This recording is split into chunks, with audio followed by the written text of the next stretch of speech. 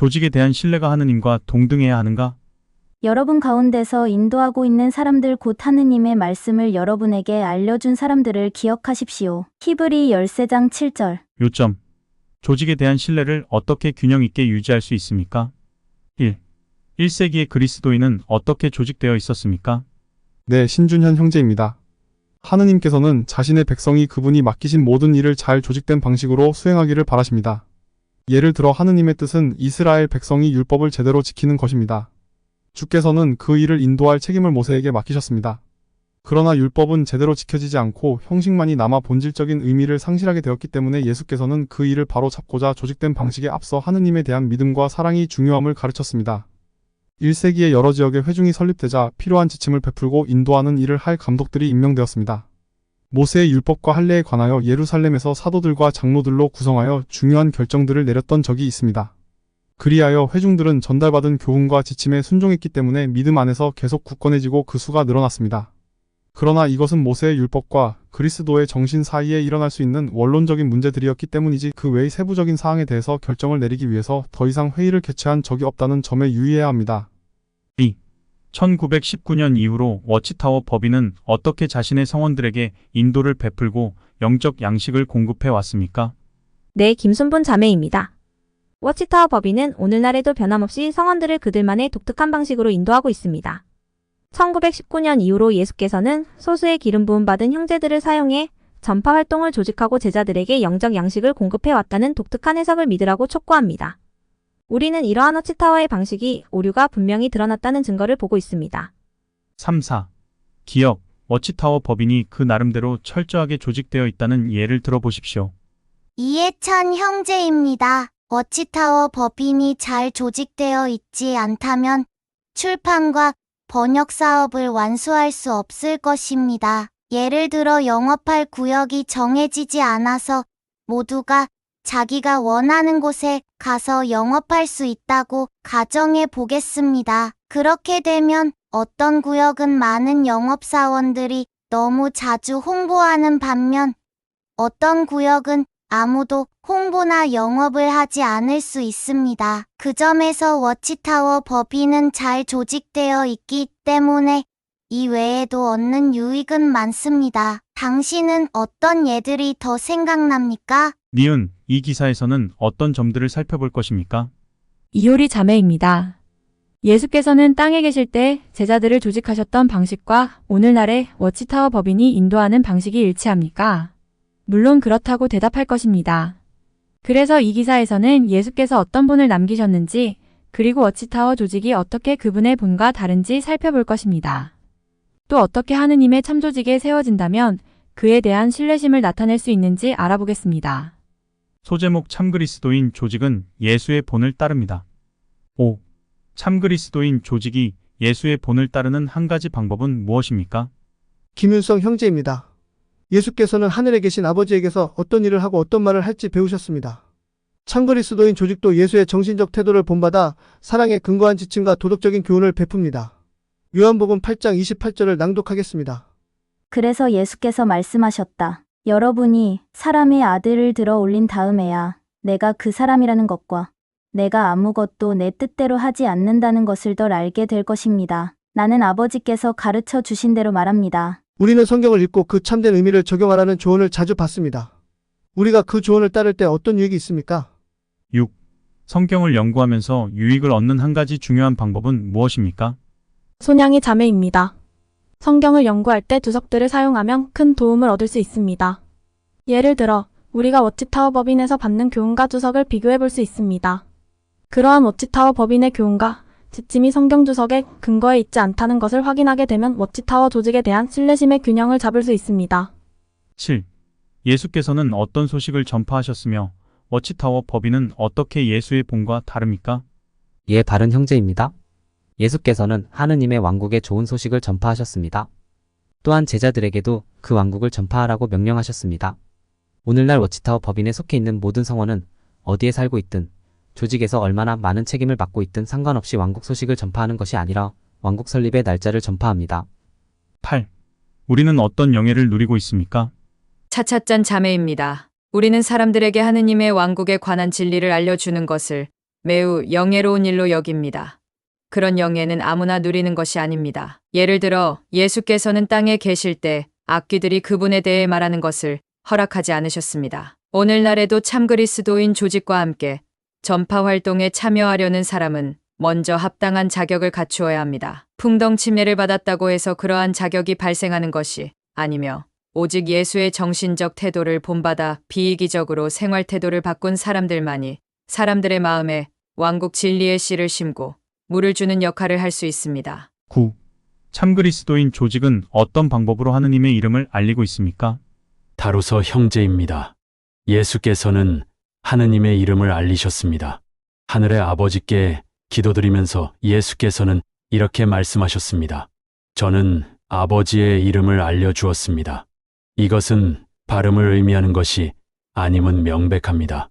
그분의 속성과 신성을 알리는 것입니다. 예수를 본받아 참 그리스도인 조직도 사람들에게 하느님의 속성과 신성을 알리기 위해 최선을 다합니다. 신세개역 성경은 하느님의 이름이 들어있지 않아야 할 곳에 억지로 복원함으로써 오히려 성경의 의미를 퇴색시키고 그분의 이름에 먹칠을 하고 있습니다. 현재 이 성경 번역판은 전역과 부분역을 합해 270개가 넘는 언어로 볼 수 있습니다. 이 성경의 불어 가사와 가오를 보면 성경의 하느님의 이름을 복원한 일과 관련해 추측과 억지 논리가 나옵니다. 연구용 성경의 불옥다에서는 그리스도인, 그리스어 성경의 하느님의 이름이 237에 나온다는 것을 뒷받침하는 증거를 억지로 과장되게 늘어놓고 있음을 볼 수 있습니다. 10. 미얀마에 사는 한 여자의 말에서 무엇을 느낄 수 있습니까? 최종수 형제입니다. 예수를 본받아 우리도 가능한 한 많은 사람들이 하느님의 속성과 신성을 알도록 돕기를 원합니다. 그분은 인간과 같은 이름을 가지고 있지 않습니다. 하느님에게 인간의 이름을 부여하는 것은 고대 부족인들이 전쟁에서 이기기 위한 미개한 방법이며 인류를 하나의 근원으로 인식하는 데에 장애가 됩니다. 미얀마에 사는 67세 된 한 여자는 하느님의 이름이 여호와는 것을 배우고 눈물을 흘리며 위선되게도 이렇게 말했습니다. 하느님의 이름이 여호와라는 걸 난생 처음으로 알았어요. 가장 중요한 걸 나한테 가르쳐줬네요. 이 경험에서 알 수 있듯이 마음이 정직하지 못한 사람들은 하느님의 발음이나 거칠에 치중하는 경향이 있습니다. 참 그리스도인 조직에 대한 신뢰심을 나타내십시오. 11. 장로들은 어떻게 참 그리스도인 조직에 대한 신뢰심을 나타낼 수 있습니까? 한지붕 형제입니다. 장로들이 참 그리스도인 조직에 대한 신뢰심을 나타낼 수 있는 한 가지 방법은 무엇입니까? 지침을 받을 때 주의 깊이 읽고 최선을 다해 적용하는 것입니다. 예를 들어 장로들은 집회 프로를 다루고 회중을 대표해 기도하는 방법뿐만 아니라 그리스도의 양 떼를 돌보는 방법에 대한 지침을 받습니다. 장로들이 조직의 모든 지침을 잘 따를 때 형제 자매들은 하느님의 사랑과 돌봄을 느끼게 됩니다. 그러나 이에 앞서 권위에 대한 존중심이 먼저 길러져야 할 것입니다. 고대 모세의 경우는 그 나라가 수직적인 구조였기 때문에 그 조직 체계도 수직적이었습니다. 따라서 권위는 백성들의 합의가 아니라 내리꽂는 것이었습니다. 백성들은 끽소리하지 못하고 받아들여야 했기 때문에 불평이 쌓이지만 그것을 표현할 수 없었습니다. 그러나 그리스도인 시대는 수직적 구조가 아니라 수평적 구조입니다. 따라서 권위도 내리꽂는 방식이 아니라 성원들의 합의에 의한 것이어야 하며 합의에 의해 선출된 권위에 대해서는 불평할 근거가 발생하지 않습니다. 만일 불평할 근거가 발생한다면 그 권위 체계를 새로이 합의할 때 바꿀 수 있기 때문입니다. 장로들은 합의가 아닌 권위에서 베푸는 영업 지침을 어쩔 수 없이 맹종해야 합니다. 12. 기억 인도하는 형제들에게 협조해야 하는 이유는 무엇입니까? 흑마녀 자매입니다. 우리는 장로들이 전달하는 지침을 기꺼이 따라야 합니다. 그렇게 할 때 인도하는 형제들은 맡은 일을 더 수월하게 할 수 있습니다. 성경은 인도하는 사람들에게 순종하고 복종하라고 우리에게 권합니다. 히브리서 13장 77절을 낭독하겠습니다. 7절. 여러분 가운데서 인도하고 있는 사람들 곧 하느님의 말씀을 여러분에게 알려준 사람들을 기억하십시오. 그들의 행실의 결과를 살펴보고 그들의 믿음을 본받으십시오. 17절. 여러분 가운데서 인도하고 있는 사람들에게 순종하고 복종하십시오. 그들은 답변할 사람들로서 여러분을 깨어 지키고 있습니다. 그러므로 그들이 이 일을 기쁨으로 하게 하고 한숨을 지으며 하지 않게 하십시오. 그것은 여러분에게 손해가 될 것입니다. 니은 인도하는 형제들의 장점에 초점을 맞춰야 하는 이유는 무엇입니까? 변철순 형제입니다. 하지만 그렇게 하기가 쉽지만은 않습니다. 왜 그렇습니까? 인도하는 형제들이 불완전하기 때문이 아니라 그 권위가 합의된 권위가 아니라 잘못 추측된 교리에 의해서 취해진 권위이기 때문입니다. 그들의 권위는 1919년에 예수로부터 검사받아 합격한 권위라는 구라를 치기 때문입니다. 우리를 인도하는 형제들도 똑같이 우리와 같은 사람이라는 것을 염두에 두어야 합니다. 그들도 실수와 잘못이 여전히 있다는 것을 인정해야 합니다. 그래서 권위는 합의된 것이어야 하고 순번제로 돌아갈 수 있다면 가장 좋은 것입니다. 그러므로 권위로부터 오는 지침은 주로 행정적인 문제여야 합니다. 성서를 추측하여 해석한 것을 행동으로 옮기라는 것과 같은 교리적인 문제여서는 안 됩니다. 교리와 지침은 사랑에 의해서 당시 환경과 처지에 가장 적합한 것을 선택하는 것이지 성서에 나오는 문구를 실현시키려고 해서는 안 됩니다. 물론 참고를 할 수 없다는 뜻은 아닙니다. 반드시 참고해야 합니다. 그러나 워치타워 법인은 성서의 내용을 신의 거룩한 절대 목소리라는 것을 강조함으로써 사실상 그들의 해석 권위를 신격화하려는 데에 목적이 있는 것입니다. 그들이 만든 논리에도 맞지 않은 다음 영상을 보시죠. 성경의 저자는 누구입니까? 성경은 66권의 작은 책들을 모아놓은 것입니다. 3,500여 년 전에 모세가 첫 번째 책을 기록하기 시작했습니다. 그 후 1600년에 걸쳐 약 40명의 사람들이 성경의 나머지 책들을 기록했습니다. 성경이 사람이 기록한 책이라면 어떻게 하느님의 말씀이라고 할 수 있습니까?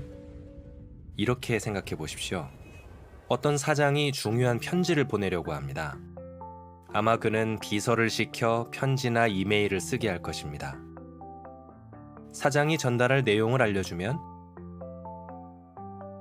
비서는 그 내용을 정리해 이메일을 작성합니다. 비서가 이메일을 썼지만 그건 비서의 편지가 아닙니다.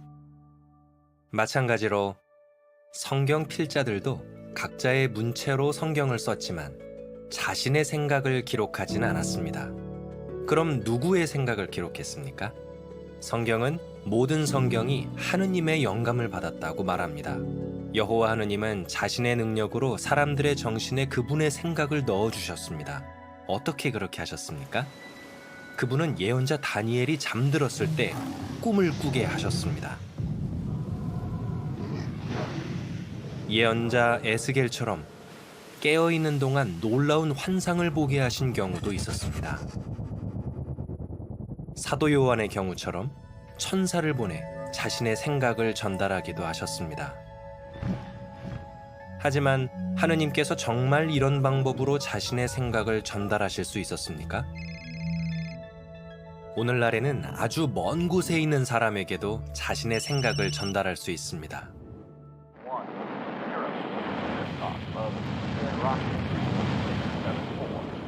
심지어 우주에 있는 비행사들과도 교신할 수 있습니다.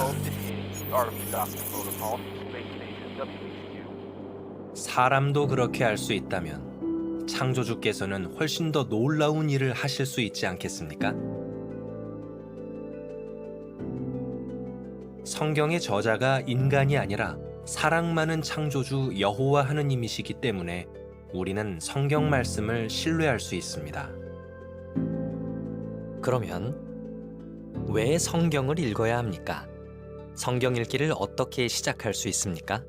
성경에는 바뀌거나 날조된 내용이 있습니까? 소제목. 추측된 성서 해석 때문에 신뢰심을 가져서는 안 됩니다. 13. 올바른 사람들은 왜 워치타워 법인에 대한 평판을 객관적으로 내리려고 합니까? 백미녀 자매입니다. 올바른 사람들은 워치타워 법인의 통치체가 베푸는 교훈과 지침들을 객관적으로 보게 만들려고 합니다. 예를 들어 우리는 성경을 통해 여호와께서 자신의 숭배자들이 피를 먹지 말라는 가르침을 수혈하지 말라는 가르침으로 왜곡시켜 확대하기를 기대하지 않을 것입니다. 그분은 그릇된 교리를 기준으로 악한 일을 하면서 회개하지 않는다고 판단하여 내쫓는다면 똑같은 입장에 처해질 것이라고 말씀하십니다. 우리는 성경에 나오는 그러한 역지사지의 입장을 존중해야 합니다. 하지만 워치타워 법인의 통치체는 우리의 그런 객관적 태도를 보고 우리가 편협하고 독선적이고 인정이 없다고 비난합니다. 14. 조직에 대한 과장된 권위의 배후에는 누가 있습니까? 불석과 형제입니다. 과장된 권위의 배후에 무엇이 있는지 분별하십시오. 조직에 대한 과장된 권위의 배후에는 사탄 마귀가 있습니다. 그는 교만과 탐욕을 조장하는 거짓의 아버지입니다. 따라서 우리는 그 권위가 마땅히 지켜야 할 권위를 넘어서서 월권 행사를 하리라는 것을 예상할 수 있습니다. 그들은 테트라그램마톤을 신약 성서에 자의적으로 삽입하여 고대 부족국가 시대의 전쟁의 신을 옹립하려는 태도를 보이고 있습니다. 또한 성서가 직접 말하지 않는 것을 그들의 권위로 명령하여 성원들의 어깨에 무거운 짐을 부과하고 있으며 이중 잣대로 워치타워 법인체에 도움이 되면 편법을 행하면서 성원들에게는 엄밀한 잣대로 지킬 것을 요구합니다. 1세기에도 그와 비슷한 일이 있었습니다. 요한 3서 9, 10절 낭독하겠습니다.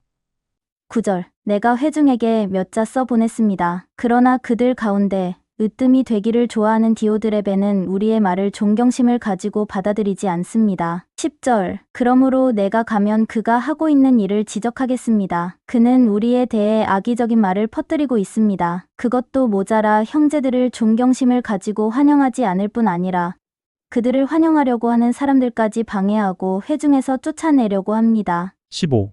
1세기 유대 종교 지도자들은 예수와 그분의 제자들에게 어떤 일을 했습니까?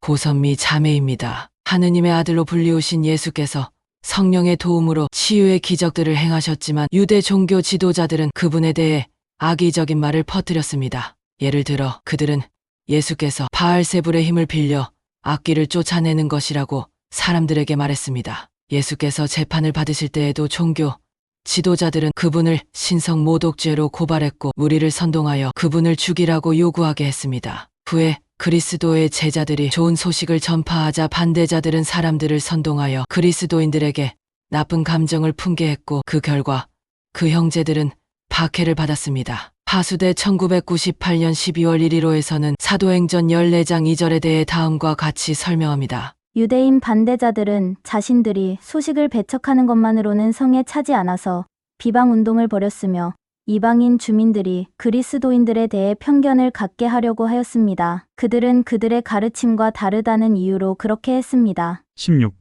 조직이나 인도하는 형제들에 대한 거짓 이야기를 듣게 될 때 무엇을 기억해야 합니까? 류용석 형제입니다. 사탄의 공격은 오늘날에도 물론 계속되고 있습니다. 그는 여전히 사람이 거주하는 온 땅을 잘못된 길로 인도하고 있습니다. 당신도 워치타워 조직이나 인도하는 성원들에 대해 나쁜 이야기를 듣게 될 수 있습니다. 그렇다면 먼저 자신이 빛에 거하는지를 정확히 확인해야 합니다. 그렇게 한 다음 1세기에 하느님의 적들이 예수와 제자들에게 어떻게 했는지를 기억하십시오. 오늘날 하느님의 백성은 성경에서 예언한 그대로 박해를 받고 악의적인 중상을 당할 수 있습니다. 그러한 거짓 중상에 속지 않으려면 그 배후에 누가 있는지 분별하고 자신을 보호하기 위해 먼저 객관적이고 정확한 판단을 한 다음 조처를 취해야 합니다. 어떤 조처를 취해야 합니까? 17. 어떻게 하면 가짜 뉴스나 정보에 해를 입지 않을 수 있습니까? 이미정 자매입니다. 거짓 이야기를 확인하십시오. 사도 바울은 우리가 거짓 이야기를 듣게 될 때 어떻게 해야 하는지 분명히 알려주었습니다. 그는 모든 것을 확인하고 훌륭한 것을 굳게 잡으라고 말했습니다. 때때로 어린 아기는 바닥에 떨어진 물건을 아무 생각 없이 주워서 입에 넣습니다. 어린 아이는 그것이 해로운지 확인하지 않습니다.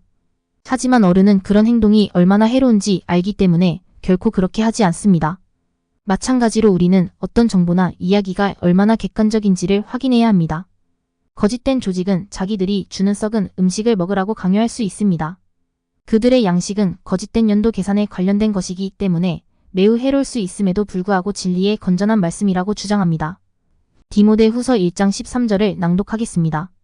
그대는 그리스도 예수 안에서 얻게 되는 믿음과 사랑으로 내게서 들은 건전한 말씀의 표준에 계속 고착하십시오. 18. 워치타워 법인을 신뢰하는 것은 어떻게 위험할 수 있습니까? 소제목, 거짓 정보를 듣게 된다면 우공신 형제입니다. 우리는 다양한 경로를 통해 거짓 정보나 가짜 뉴스를 듣게 될 수 있습니다. 예를 들어 형제 자매들이 우리를 격려해 주려는 생각으로 어떤 이야기가 사실인지 확인하지 않은 채 그대로 우리에게 전달할지 모릅니다. 혹은 누군가가 어떤 정보를 담은 이메일을 우리에게 보낼 수도 있습니다. 그런가 하면 영업활동 중에 만난 배교자가 관심을 가지고 우리에게 객관적인 정보를 이야기를 하는 경우도 있습니다. 1점 형제 자매들이 우리를 격려해 주려는 생각으로 전달한 이야기. 그 이야기에 팩트 체크를 했는지 그들에게 물어보십시오. 확인되지 않은 이야기라면 잘 읽어보고 어떤 부분이 가짜인지 밑줄을 치거나 형광펜으로 표시해서 분명하게 밝히십시오. 2점 여호와의 증인에 관한 흥미를 끄는 이야기가 담긴 이메일. 어떤 경우 그런 이메일은 읽을 만한 가치가 있을 수 있습니다. 친구가 그 이메일을 보낸 것이 맞는지 또 그 이야기의 출처를 알고 있는지 확인하십시오. 친구가 그 이메일을 보내지 않았거나 출처를 모른다고 해서 성급하게 가짜 뉴스라고 판단해서는 안 됩니다. 그 내용이 중요한 것이지 꼬리표에 대한 편견을 버려야 합니다. 3점 성경에 관심이 있는 척하면서 자신의 정체를 속이는 배교자들. 그 사람이 우리 조직에 대해 하는 말이 점점 더 부정적이 되거나 배교자들이 하는 주장을 우리에게 전달하려고 한다면 친절하고 논리적으로 증명해 주십시오. 그럴 수 없다면 그 배교자의 말이 정확할 수 있습니다. 영상을 주의 깊이 보셨다면 어떻게 대답하시겠습니까? 1. 하느님의 백성은 어떤 면으로 예수의 본을 따릅니까? 모든 일에 비이기적인 자세로 사랑의 동기를 가지고 임해야 합니다. 특정 조직의 말을 맹목적으로 순종하는 것은 사탄 마귀의 흉계일 수 있습니다. 2. 워치타워 조직을 신뢰한다면 그들의 가르침을 객관적으로 조사해보지 말아야 합니까? 아닙니다. 모든 것을 확인하고 훌륭한 것만을 굳게 잡아야 합니다. 극단적이거나 광신적인 요소를 배격해야 합니다. 3. 워치타워 법인의 추측성 가르침과 확대 해석에 어떻게 대해야 합니까? 우리는 특정 권위를 인정해서는 안 됩니다. 수평적 관계로 형성된 합의로 도출된 권위에 순종할 것입니다. 4. 인간 조직의 권위를 과도하게 높이면 왜 우상 숭배가 되는가? 우상 숭배란 이유 없이 신적 권위를 부여하거나 성경을 자의로 해석하여 그 해석을 권위의 출처로 삼는 행위도 우상 숭배에 속합니다. 따라서 인간으로 구성된 집단을 충실하고 슬기로운 종으로 지정하여 굴복시키는 행위는 우상 숭배인 것입니다.